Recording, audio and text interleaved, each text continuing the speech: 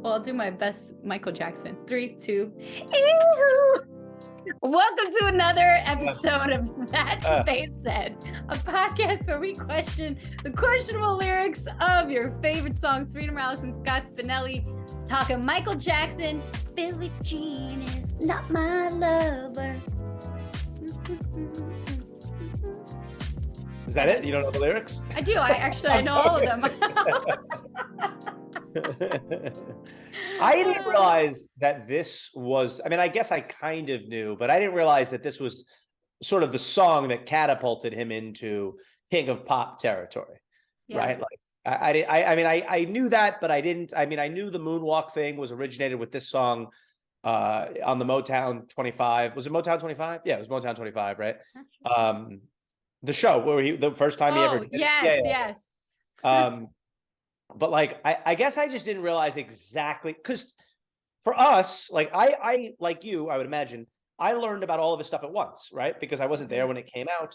So like I learned about Thriller at the same time I learned about Billie Jean, at the same time I learned about Beat It, at the same time I learned about Bad. Right. Like all of these songs, because they were all out before me. So they were all out. Exactly. So that's what's kind of fun about this, to like, yeah, I knew it was an incredibly popular song, an incredibly important song for the genre, for his career, for him and Quincy Jones, like all these things I knew, but I didn't realize like the order of it necessarily. And that was really interesting for me. Do you have like a relationship with this song at all? Or it was just more like you learned them all and you were a big Michael Jackson? I feel Michael Jackson's songs still like stand the test of time to me. For sure. Yeah. I mean, you listen, we don't need to get into it, but I make an R. Kelly reference every other episode. So clearly, questionable, artists don't impact my enjoyment of their art. I know not everybody is with that, but like, no, I love these songs. In terms of, is this my favorite Mike song? No, it's not. I could listen to like an extended version of Thriller. Like, the crazy thing about his catalog is like, there's songs that have Biggie on them that people don't even know. Like, I would bet you a lot of fans don't even know that the two of them collaborated. Man, he collaborated with a lot of people too. Like, think about that, right? If you express that, you know what that's almost like, and I realize this is blasphemous to all four parties involved, but that's like when Taylor Swift did a song with Kendrick Lamar. It's like this pop icon does this song that is like this with a venerated hip hop person. Because Kendrick Lamar, I think by all accounts, is like the man in hip hop. Even if you don't like his music, like he's recognized as great. And same thing with Taylor Swift. Like, even if you don't love pop music, she's recognized as a great artist. And it's kind of like that with Mike and Biggie, like this idea, like anytime you can get them together, it's cool that they're even working together. Right. So. Or like was it Paul McCartney from the Beatles? Like, you did a song with, I'm like, you've done songs with everyone. But he was big too. My relationship with this song, so my parents would record music videos. I think I mentioned this a couple of times on the podcast, and so that I could dance to them later, because I thought I was going to be a dancer. And then later on, fast forward, when I love this music video. When I worked at ESPN, this is probably my proudest moment to date. Billie Jean King was visiting. Yeah, sure. And she was on her way out. Like, I was like, man, has anyone seen Billie Jean King? And I was I was a rookie. I was like a first year at ESPN type thing. And I was like, has anyone seen her? I was going into the different makeup rooms, and they were like, I think she's running out to her car. Go get her. Because I was like, oh my God, I should do a little social media video with her singing Billie Jean is not my lover. And hold on. There's no way that hadn't been done before. No one had ever done it. Are you kidding me? I mean, not that I am aware of, but no one stops Billie Jean King and they're like, hey, I know that you're one of the greatest athletes, tennis players of all time. An icon. Could you sing Billie Jean? So I ran up to her like a child in first grade, like just wide-eyed. And I was like, Billie Jean, she was about to get in the car to leave ESPN headquarters. And I was like, can I bother you just for a second? I've always wanted to do this with you. Can you please sing Billie Jean is not my lover very quickly on my phone? And she did. And I have the video, and it's one of the best things I've ever done. I mean, she just did like a quick snippet, but she's like, Billie Jean is not my, like she sings it. Oh, and wow. That's awesome. I feel like now that you're saying this, of my life. You put this out, obviously, right? Yeah, like, yeah. It's this sounds very familiar that like you telling me about this. The interesting thing is, did you know that Quincy Jones, did you read this, that he did not like that as the song title? He did not. He did not. That right there is a, let's call that a Mike Malone, a Coach Mike Malone. I'm struggling. I've run out of most of the nuggets that I know. Got the whole roster, the benches on there. That's an Alex English for you. Oh, man. Yeah, but apparently the Quincy Jones didn't like a couple of things about this song. He didn't like the bass line, which we talked about in an earlier episode, that there's a rumor or a thing that Michael said to Hall & Oates that he stole the bass line from I Can't Go For That. I Can't Go For That, yeah. For this, which it's hard to even tell if that's the case. But at any rate, that he also didn't like how long the intro was. You know, before it got to the actual song, and Michael kept it in because he said it makes me want to dance. And Quincy Jones's response was, well, if Michael Jackson tells you that something makes him want to dance, that stays in the song. And then his last thing was that he didn't like the name for precisely, and that's why it's so interesting what you just said, for precisely that reason. He assumed that people would associate it with the tennis player. They had a little argument about that. He wanted to call it Not My Lover, and Mike didn't want that, so they eventually, I mean, I get Michael Jackson eventually won, obviously. It's called Billie Jean, but yeah. And he'd be like, hey man, Quincy, I love Billie Jean. Maybe she'll listen to this, album, because I named it after her, even though Is that you doing Michael Jackson? Yeah, to be clear, that's you doing Michael Jackson. Yeah, that's a good one. Yeah. You have a future. You have a future in impressions. I just want to let you know that. Yeah. SNL, call me yes, SNL. Please.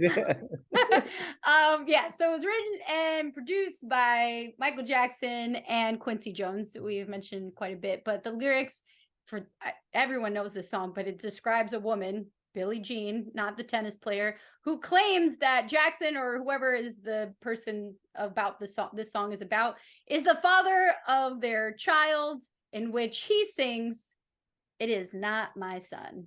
And well, now there's a couple different theories. One, the lyrics were based on groupies that claim they made claims about his older brothers when they toured as Jackson 5. But then also I read something else that it was inspired by letters Jackson received from a woman claiming that he was the father of her twins.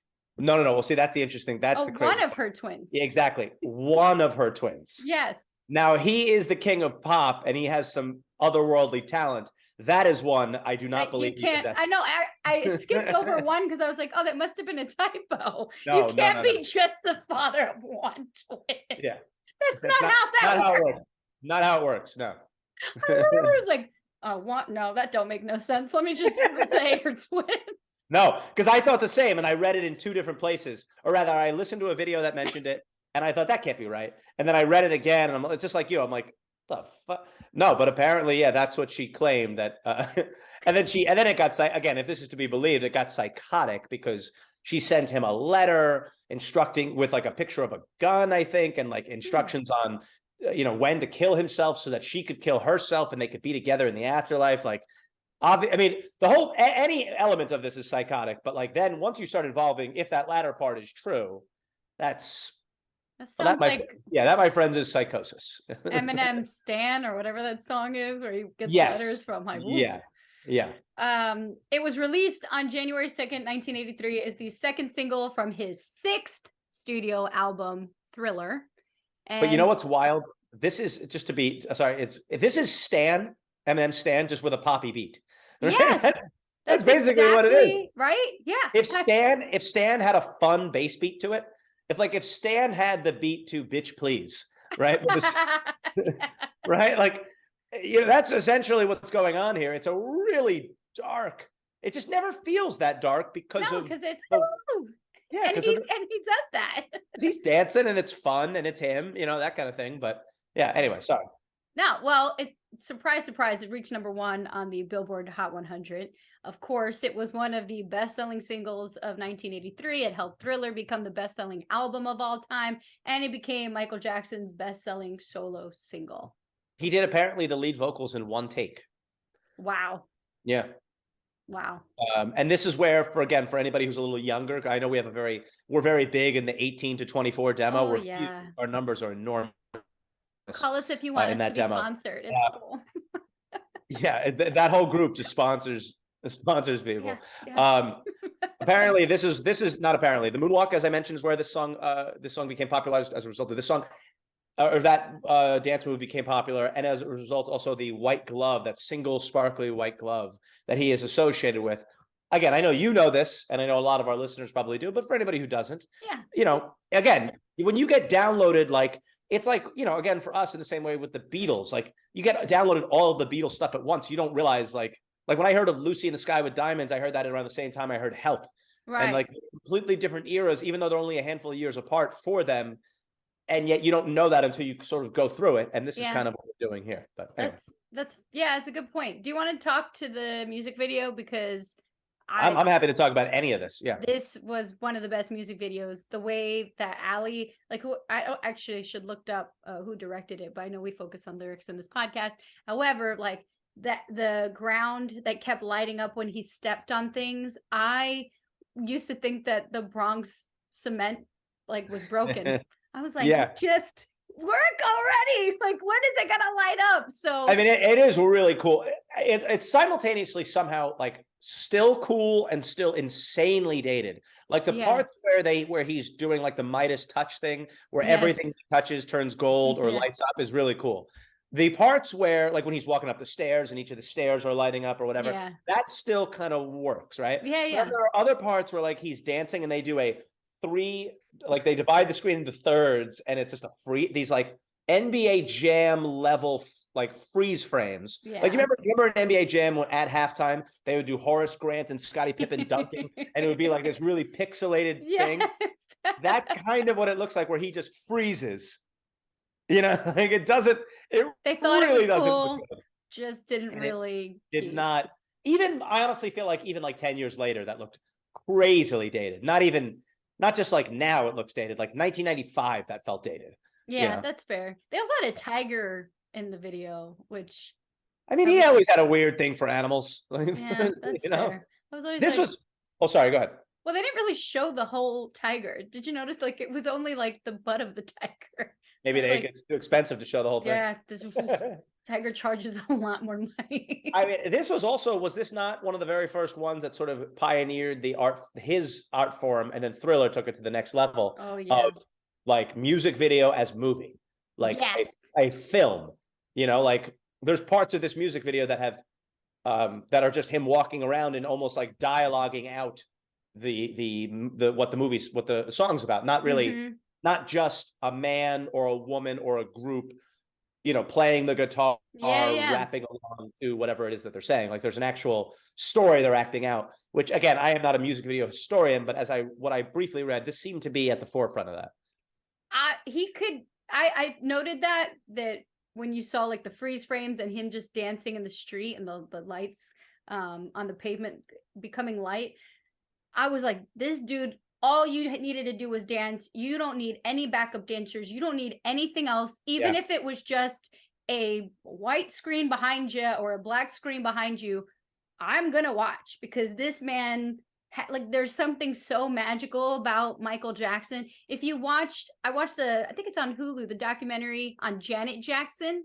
It's really good. Okay. And it kind of gives a little bit of light to how they grew up. And, you can kind of get a sense of later on and the news and things like that, which she denies all things. But that being said, she's also his brother. She is his brother, or her brother. Yes. God, I can't speak. We get the idea. Yeah. Thank you. They're related. She talks about like how Michael Jackson, even for her when she was trying to start her career, his music videos and his concerts were on such a high level, and the dancing needed to work so well that's where she got a lot of the dance moves. Paula Abdul, who was a Lakers girl, she started teaching Paula Abdul dance. She started teaching Janet Jackson dance moves because Michael Jackson, her brother, was such a big, dancer, that she was like, I got to figure out how to get to his level. We might, speaking of them, we might need to do Scream at some point. I love that, and that's got some interesting. Love that. That's got some. That's a great song. But yeah, it talks about it on the documentary. Actually, that's a great song. But yeah, but to your point, like I mean, yeah, it's known he's a great dancer, right? But like, it still works. Like you watch it. I don't know. I guess like for Chris instance, like Brown copied a lot of his moves. Yeah, but there is something to like certain things transcend. Like if you watch the guy who threw the fastest fastball in 1975, it doesn't look as cool now because people are just so much, people 60 miles per hour. I mean, yeah, exactly. Everybody in the league throws 100 now. You know what I mean? Or like like the 38th best player in the NBA can hit a shot from 6 feet behind the line casually. Everyone like it's no can big dunk. Deal. Yeah, it's not Whereas special. Like, this is dancing that not only doesn't look dated, but still looks awesome from over 30 years ago. Yes. Like that's wild that he's singular. My last mic point is this before we get to the lyrics. It's just an overall point about him. Like who else other than maybe Bruno Mars, and I would say, and frankly, my big beef with Bruno Mars is that I just think he's a knockoff of various artists. He just sounds a lot like either New Edition or Michael Jackson. He just does like sort of redoes sounds from other people's eras. But separate of him, I don't know who you would compare Michael Jackson's music to in before or after. Like it doesn't sound like anything. Like there are groups that sound kind of like the Beatles, not as good. There are songs that sound like, the Rolling Stones or that sound like Elvis. But like Michael Jackson's, his music is singular. Maybe not better or worse than anybody, but just it's very singular. Right. After, like Justin Timberlake, Bruno Mars, like they all tried to replicate what Michael Jackson had done. But you're right. Prior to that. But even after, like, what is Thriller? You know what I mean? Like when you listen to that song. No, you're right. Well, I was saying they tried to copy it, but really haven't been able to. And it worked. Yeah, and it might work, but it's its own thing. Like that, it's never.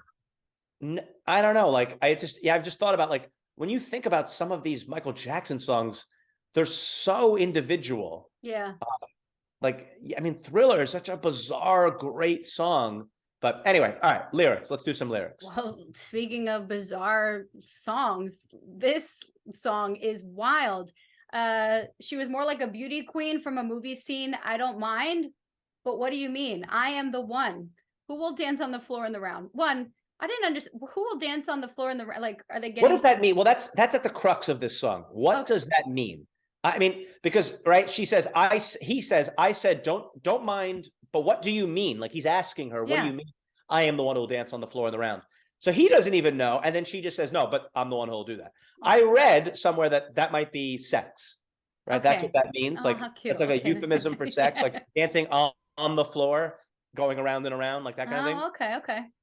And if you think about it, well, Michael Jackson music videos and songs in general are always this weird like element of him trying to like force some sort of faux masculinity onto people, like as if like he doesn't understand, well, I love sex and I love fighting, so I'm gonna put that in all my music videos. Makes sense. And it's always like dance fighting. It never quite makes sense. It's like he doesn't quite get it, so he's trying to fake it. And in this, I think it's similar. It's like he's making a sort of, I think it's like a veiled reference at sex, obviously, because the song is about having a child that isn't yours. Right.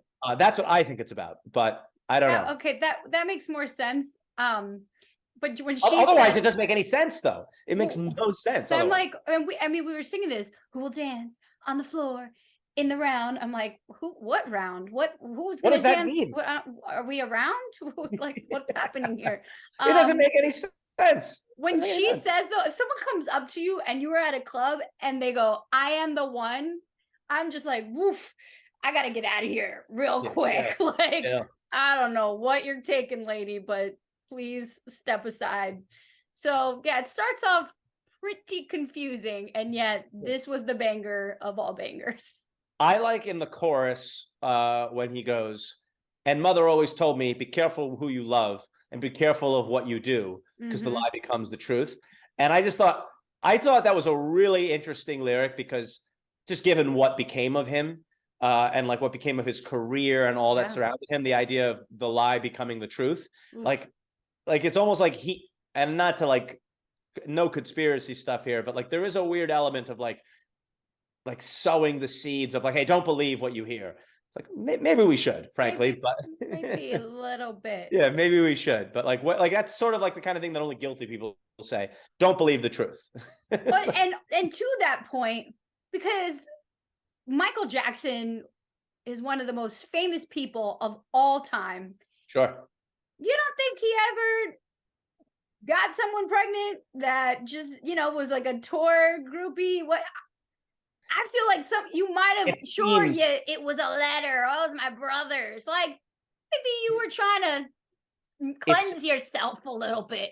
It seems likely, but again, without getting gross here, let's just leave it at this. His sexuality is a mystery as far as, like, if you told me that he had impregnated a ton of women in his life, or literally none, like, you know what I mean, based on his tendencies that were more likely than not tending towards the disgusting and illegal. Yes. Right? Like, yes. I would believe anything on the spectrum as far as what he was into, because absolutely his entire existence is very, in that realm, I'm trying to say this is nice, it's very murky at best. So it's like, I would believe you, like if what you said, like, hey, let's be real here, he probably impregnated somebody. Or if it was like, again, based on some of the stuff we probably both watched, like he actually didn't do any of that and he did other stuff. Other thing, right? I know. I would be like, okay, I believe that too, honestly. Yes, either one. And I also took that people always told me, be careful what you do, and my mother always told me to be careful who you love. We're still we're not getting what's going on all the way. Like, until then it goes, Billie Jean is not my lover. I'm like, whoa. Like at that point, yes, you go into the song and you're like, okay, I'm dancing in the round. I don't know what the round is, but okay, we're bopping. And then, it's proof that a catchy ass beat will do anything for the lyrics. And he is literally trying to tell this story. Mom is like, hey, be careful out there in those streets. Like, don't be hooking up with randoms.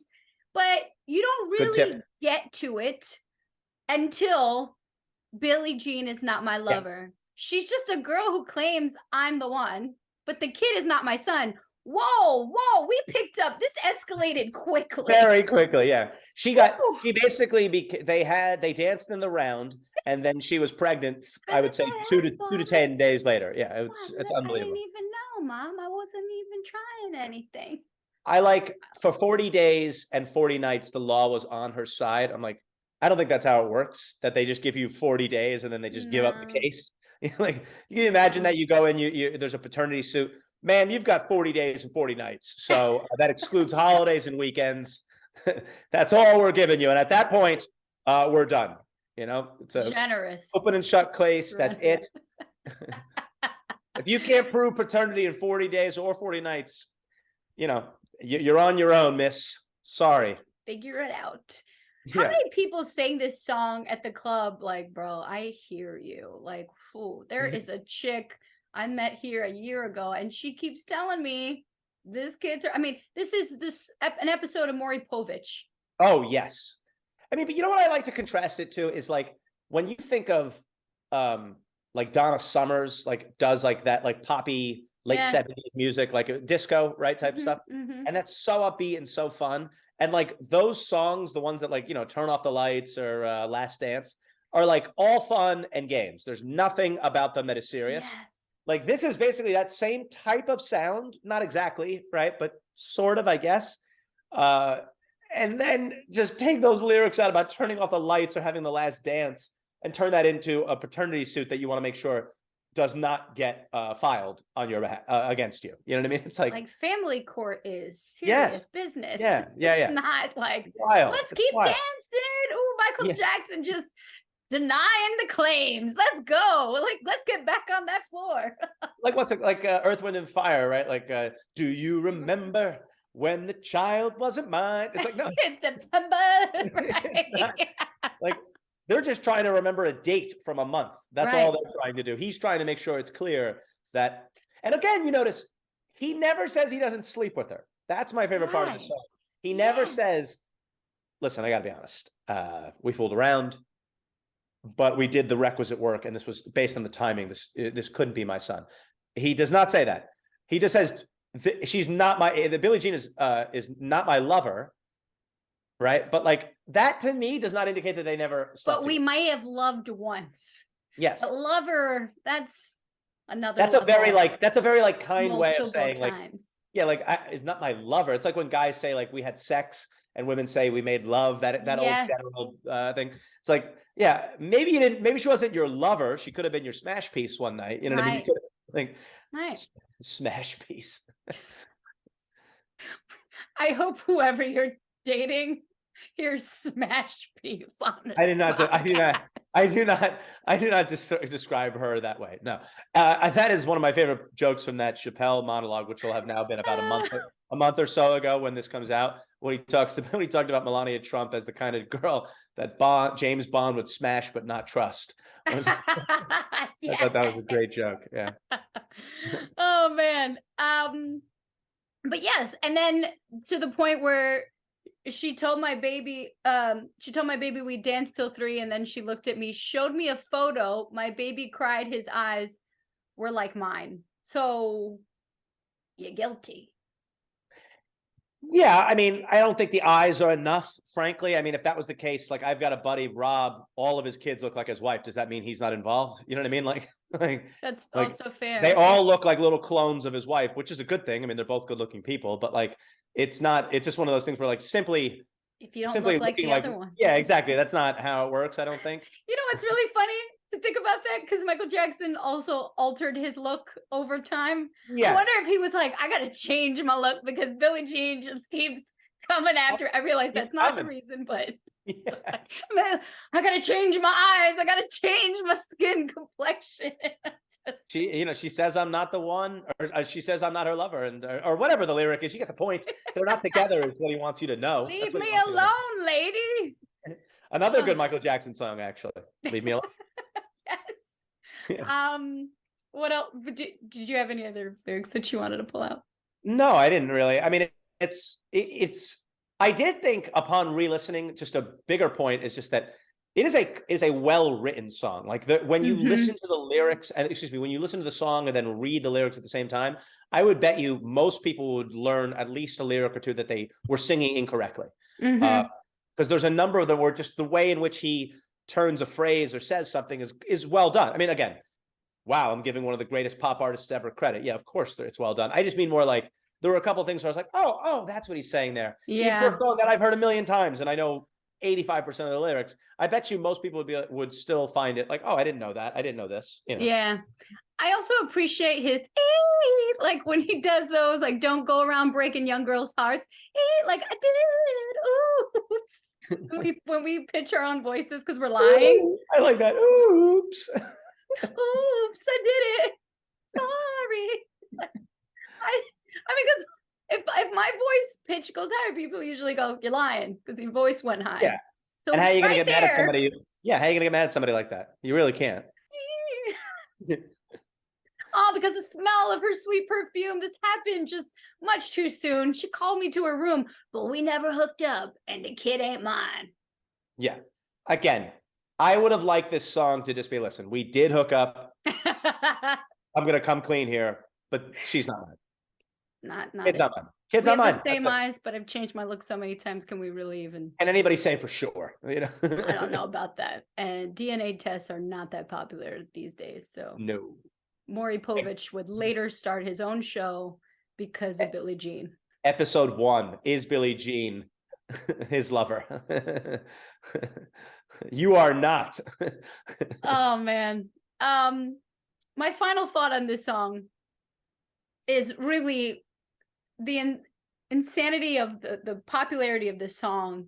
And as we wrap up, like it is a very serious song, and anyone named Billie Jean would love this song, but also go like, if I'm friends with a Billie Jean, which is a very dated name, by the way, too. If we talk about hey, Billie Jean, it's very Southern actually. And I'm like, where'd you who named that? But where did he come up with that name from? That's the other thing. Yeah. Unless that's the letters. I mean, maybe the woman's name was Billie Jean, and he's like, nah, girl. I don't even know what Billie Jean. Put you on blast, son. Yeah, like DMX has in many of his songs. Instead of 3 Kims, it was just one Billie Jean. Yes. About 3 Kims, 2 Billie Jeans. And we've talked about this in the past. Some of the other songs that are very serious, like cheating on someone or hooking up with people. This was such a club banger, but I'm like, you're singing like Billie Jean is. I mean, I'm dancing to this song. Billie Jean is not my lover. That's some serious allegations, man. Like, I just pour me another one. A paternity case basically turned into a pop song is what this is. Yeah. It's bizarre when you do what we're doing to it. I mean, it's better in many ways to just listen to it and not think. Yeah. Billie Jean is not my lover. Yep. I could have sang Roses Are Red, Violets Are Blue. Like, roses are red and violets are blue. Right. You could have replaced these lyrics with anything else. Still would have been a banger, but even more of a banger because you're like, yo, I am really taking these lyrics in for a second here. And again, most people went to clubs, you know, you go out, you had fun, one night stand, boom, this chick is like, yo, this is your kid. And now we can all relate to it. Although Billie Jean is not my actual lover, so. I'm unclear as whether or not she is or isn't on my end. That's fair. Tune in next week. We'll let you know. That's another episode of That's What They Said. Scott Spinelli, Sarina Morales. Shout out to all the Billie Jeans out there and their jeans. Oh, it's good.